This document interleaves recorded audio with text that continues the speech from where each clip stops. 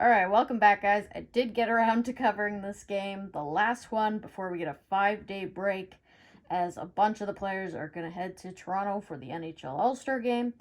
I will get a break, and I'm hoping to get a lot done in that time.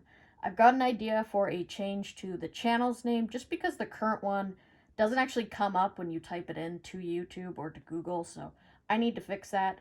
And hopefully I will have the new recording app mastered, so my reviews will finally be a lot clearer. A lot of people really enjoying the coverage. The only knock has been the quality of the videos, which I completely understand.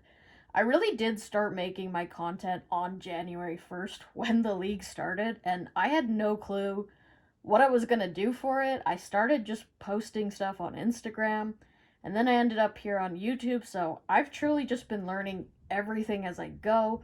Last week I finally learned how to edit clips together so that I didn't have to do the reviews all in one take, so that was really helpful.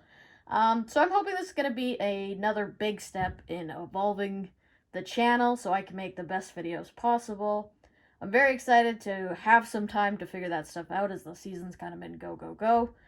I'll also be putting together another Hits of the Week video up within hopefully the next few days. So should be a lot of growth throughout this week. Let's get into the review. Minnesota coming in on the back-to-back with travel as they were in Boston yesterday. They lost that one in overtime. And New York back at home after a road trip. Abby Levy starting in net for them. Nicole Hensley for Minnesota. So let's get into it. First period. Chloe Orard with a chance in the first minute right off the bat on the breakaway. She rings that off the post. And then great to see the footwork here from Kendall Coyne as she's finally starting to get her legs back after she didn't play for a whole year, so that's understandable, but we're so used to seeing that speed from her. But Brooke Hobson, we've seen this from her this season, that when it comes to entries, she's just going to take the body, so she's got the size advantage, puts Kendall Coyne down pretty easily there. And then Flaherty, always physical, not really a necessary hit, but she's just going to send a little message there. And then Flaherty absolutely lays the boom there on Norcross. And then behind the net, it's Channel on LaBelle. So Minnesota taking a page from New York on the physical play. They were all over this one. Such a great check by Flaherty. Just boom, lays her out. And then Sheppers gets shaken up on this hit by Chloe Orard in the corner. She will be okay. She'll come back, but she was a little bit slow to her feet. Right after that, it's Kendall Coyne. Nice skating again. Drops it off for Abby Cook at the line. And this is going to get through as that's her first of the season. Her first point as well. Levy just unable to track this. There are a lot of bodies in the lane, so I don't want to critique her too much. But I think in those situations, you got to rely on your positioning. You kind of just want to get in the way of the puck, so just make sure you're covering that entire bottom area of the net. This isn't like a great shot. It's pretty low, so you kind of hope Levy has this, but anyway, good job for Minnesota. That's 1-0 for them. Kelly Panik picks up the second assist on that goal. And then we get the first of many power plays for New York. Hard collision into the boards there, but Minnesota will kill this off. And then Kendall Coyne, all over this period, as I said, really starting to show that speed that she's known for. What a pass to Zumwinkle at the buzzer, and a huge save by Levy to keep this a one-goal game right at the end of the first. So fun first period, some pretty big hits going on, some really good chances. Shots 10-9 New York. Just the one power play so far. That'll change.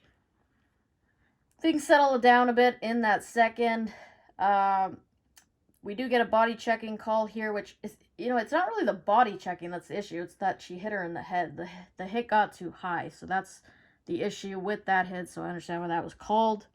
Really get great penalty killing by Minnesota. I've noticed Heisey a lot out there on the penalty kill. It's always a real strength when you can use your top players as penalty killers, as they're a threat going the other way. So I've noticed her and Coyne a lot on the penalty kill. And then we get a really good shift. I'm not going to show the whole thing because it's pretty long, but New York really gets caught on that long period, or long change in the second period. It's a good zone time by Minnesota to pin them in. And then a shot on net by Flaherty, of course, in front, takes out Levis. That's what she did all game, is just kind of play the body a lot. And then we get a 3-on-1 for New York. This somehow stays out, but Steckline will get called for interference. You can see Chloe Herrard just goes flying into the back of the net as Hensley sprawls to keep this out. At the very end of that power play, puck on net does go in, but the whistle had went, and then we get a big scrum. Downey Landry and Maggie Flaherty in the middle of that. Then Steckline gets in there, gives Downey Landry an earful. I thought she looked intimidating. She didn't think so. She just gave her a shot to the face. So Downey Landry and Flaherty really in on the physical part of this game. We can see on the replay that, I mean, Hensley never has this puck. That goes in. That should be a goal. I'm not sure why the whistle blew there. Again, I've talked about this in a lot of the reviews. Just blowing the whistle too soon, it's really frustrating the players. So we get a 4-on-4 out of that scrum, but Panic quickly called for tripping on Carpenter. So now it's a 4-on-3 for New York to end the period. Shots favor New York 27-15 to that point, as we get a look at some of the physicality from the first two periods. Maggie Flaherty in half of these clips, 23-year-old out of Lakeville, Minnesota, bringing a lot to this team in her home state after they drafted her late in the 4th round. So just a lot of physicality in this one, which I haven't seen a ton of from Minnesota, so this is nice to see from them.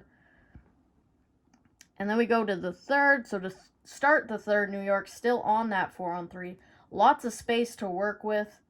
And this is what we've come to expect from Ella Shelton as she wires that past Hensley. She's looked terrific quarterbacking that power play.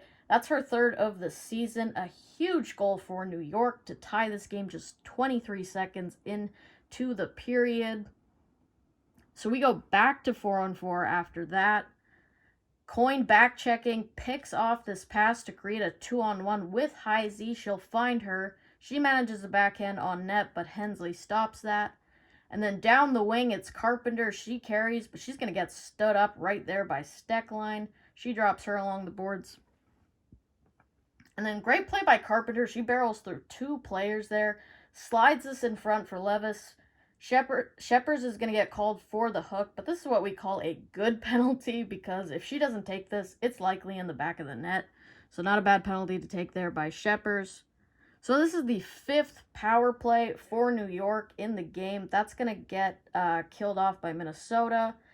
And then Kava, a grade A chance on this feed from Tapani. Another early whistle. Kava's not happy with that. And then on this play, Heisey's going to throw this on net. Out of this, we're going to get offsetting penalties for goaltender interference and roughing. So we're going to go to another 4-on-4. Kendall Coyne tries to go 5-hole, but Levy shuts the door. As I said, Kendall just really moving her feet in this game. It's really nice to see that speed.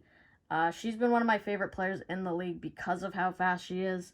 Then she gets laid out in front of the net there, so she goes down. No penalties there. Shots evened up by the end of this game, so New York had a huge advantage, but they're 32 apiece as we're headed to yet another overtime. Maybe this is why I'm so tired, because it feels like every game this week went to overtime. So there's been a lot of that. So let's go to that. We get end-to-end action as 2 players for New York go down in the corner. That creates the odd man rush. But somehow that stays out, and then it's Bourbonnais the other way.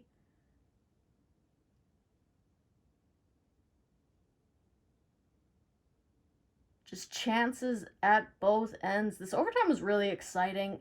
In the NHL, overtime is really slowed down with the way they keep bringing the puck out of the zone every time. They don't seem to be doing that so far in the women's game. As far as I know, there's no rule about that. Bourbonnais rings one off the post as there's tired players stuck on the ice for Minnesota. They will get the change. And then it's a breakaway for New York. No, it's not, because Hensley comes all the way out to play this puck. She gets it up to Kelly Panic.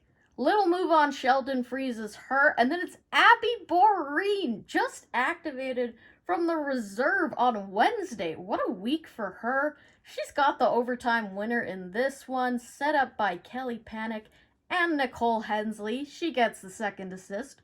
What a great play by her to race out and get that puck up the ice. Terrific game for her, 33 saves and the assist on the winner. I would give her the player of the game, as I never agree with the Canadian Tire player of the game. But that does it, as Minnesota on the back-to-back gets a huge win in New York as they continue their terrific start to the season before the break. So that does it for this one. As I said, the next review won't be until Saturday. So have a great week, guys. I'll see you then. Hoping to get a lot done in this week, so I'm excited for everything you see on Saturday. As always, P-Dub, peace out.